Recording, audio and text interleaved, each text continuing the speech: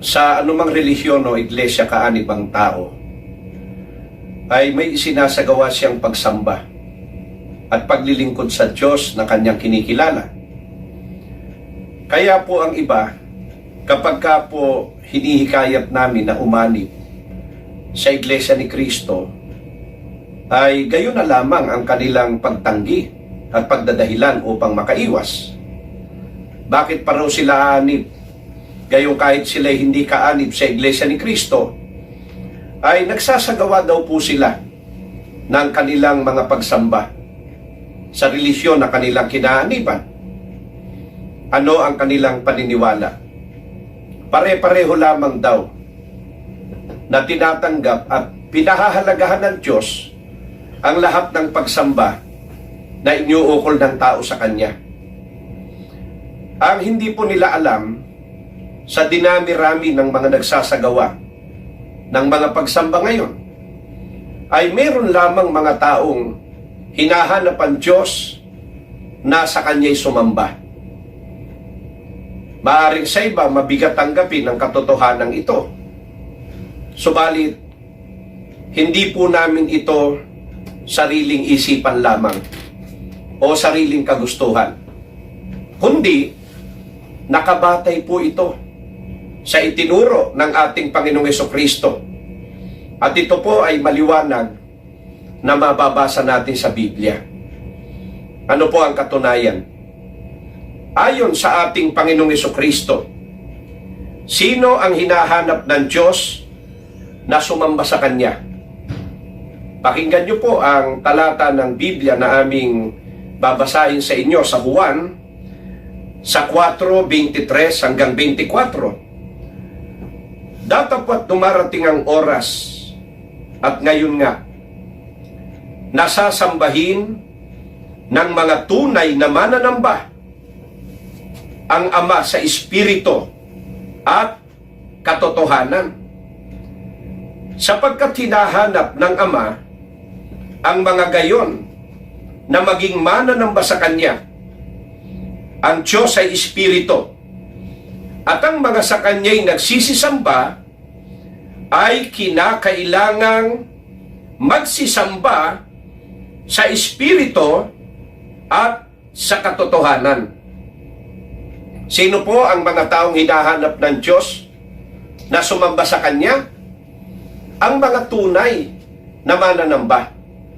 Ano po ang dahilan? Sapagkat ang tunay na mananamba ang nagsasagawa ng tunay na paraan ng pagsamba. Paano po isinasagawa ang tunay na pagsamba sa Diyos? Ayon sa binasa natin, sinasamba nila ang Diyos sa Espiritu at sa katotohanan. Paano po ang pagsamba sa Diyos?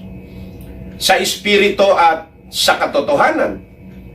Pakinggan niyo muli sa Mateo 6:9 hanggang 10. Ganito po ang ating mababasa na pahayag ng mga banal na kasulatan. Magsidalangin nga kayo ng ganito: Ama namin, nasa langit ka. Sambahin nawa ang pangalan mo. Dumating nawa ang kaharian mo. Gawin nawa ang iyong kalooban.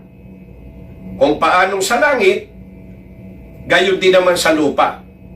Paano ang pagsamba sa Diyos? Sa Espiritu, ang sabi ng Panginoong Hesukristo, Ama namin, nasa langit ka.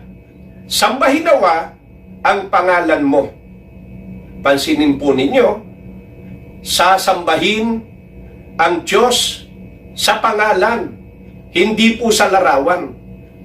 Sapagkat ang Diyos ay Espiritu, wala siyang materya. Kung anyo ng kalagayan ng pag-uusapan. Paano naman po ang pagsamba sa Diyos?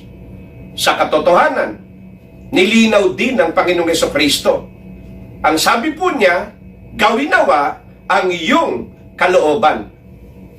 Ganito po siya sinasamba ng mga tunay na mananamba.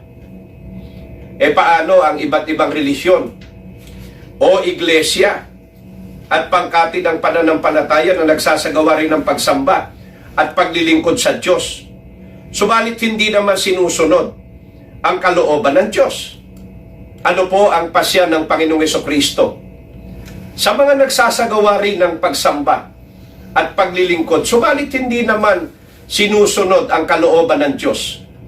Pakinggan nyo ang pahayag ng Panginoong Hesukristo sa Mateo 7:21 hanggang 23. Hindi lahat ng nagsasabi sa akin, Panginoon, Panginoon, ay papasok sa kaharian ng langit, kundi ang nagsasagawa sa kalooban ng Diyos ang siyang papasok sa kaharian ng langit. Sa araw na yon, marami ang magsasabi sa akin, Panginoon, Panginoon, hindi ba kami nagsalita sa ngalan mo? Hindi ba nagpalayas kami ng mga demonyo at gumawa ng mga himala sa ngalan mo? Ngunit, sasabihin ko sa kanila nang walang paligoy-ligoy, hinding-hindi ko kayo kilala. Lumayo sa akin, kayong mga gumagawa ng masama. Paano po pinatunayan mismo ng Panginoong Hesukristo?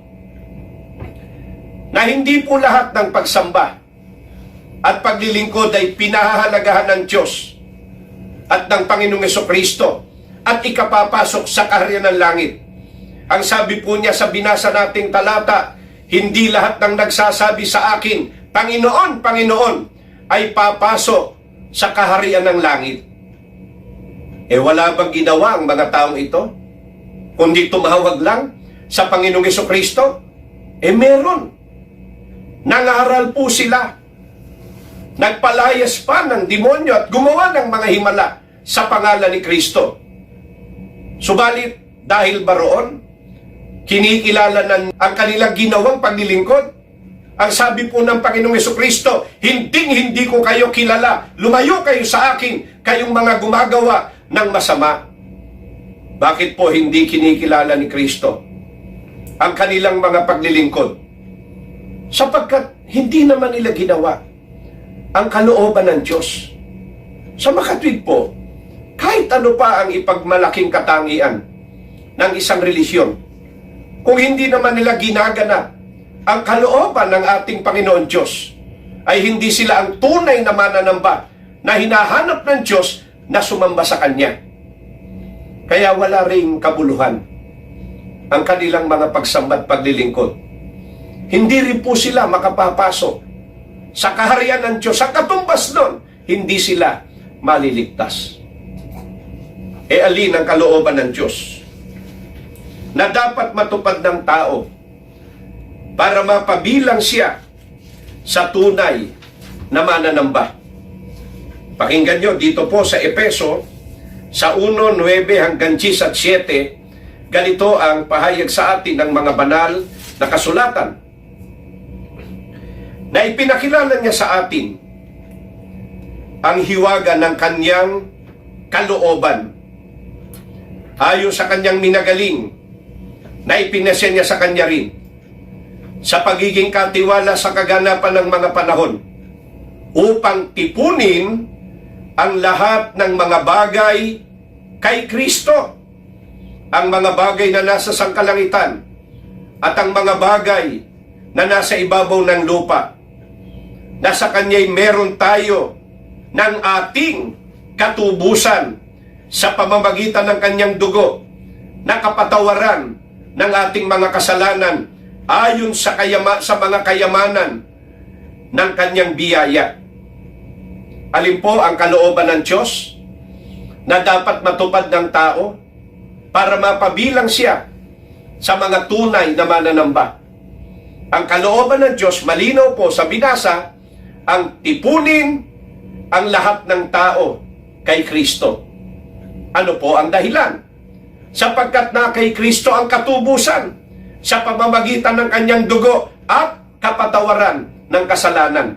Sa makatwid, para magawa po ng tao ang tunay na pagsamba, kailangan muna siyang matubos at mapatawad sa kasalanan. Kaya dapat matipon ang tao kay Kristo. Paano matutupad? Ang kalooban ng Diyos na ang tao ay matipon kay Kristo. Dito naman sa Efeso, sa 1:9 hanggang 10. Pakinggan niyo po. At ipinakilala niya sa atin ang hiwaga ng kanyang kalooban ayon sa kanyang kaluguran na kanyang itinakda kay Kristo upang isakatuparan sa takdang panahon, upang tipunin ang lahat ng bagay sa langit at sa lupa at ipailalim sa isang Pangulo na walang iba kundi si Kristo. Paano matutupad ang kalooban ng Diyos? Na ang tao po matipon kay Kristo. Kailangan pailalim ang tao sa isang Pangulo na si Kristo. Ayon po kay Apostol Pablo, alin ang pinangunguluhan ng Panginoong Hesukristo? Ang iglesia na kanyang katawan. Alin ang iglesyang pinangunguluhan at tinubos ng dugo ni Kristo? Ang iglesia ni Kristo. Pag binasa po natin sa Gawa 20:28, sa makatuwid para matipon ng tao kay Kristo, matubos ng dugo ni Kristo at mapatawad sa kasalanan, kailangan ng lahat ng tao nasa loob ng iglesia ni Kristo. Kaya sino ang mga tunay na mananamba sa Ama na ipinakilala ni Kristo? Tayong mga kaanib sa iglesia ni Kristo. Yan po ang dahilan. Kaya ang iglesia ni Kristo, maigting ang panawagan ng pamamahala. Lahat ng mga kaanib sa loob ng iglesia ni Kristo, makiisa, tumulong sa gawaing pagpapalaganap at pamamahagi ng aming pananampalataya. Sa lahat po ng aming mga panauhin, sa lahat ng mga inaanyayahan ng mga kapatid, sa lahat ng mga sumusubaybay sa mga programa ng Iglesia ni Kristo. Nagpapasalamat po kami ng marami sa inyo. Sana po ipagpatuloy nyo ang mga pakikinig, pagsusuri sa mga aral na sinasampalatayanan ng Iglesia ni Kristo. Lahat po kayo, inaanyayahan namin. Maraming salamat po sa inyo.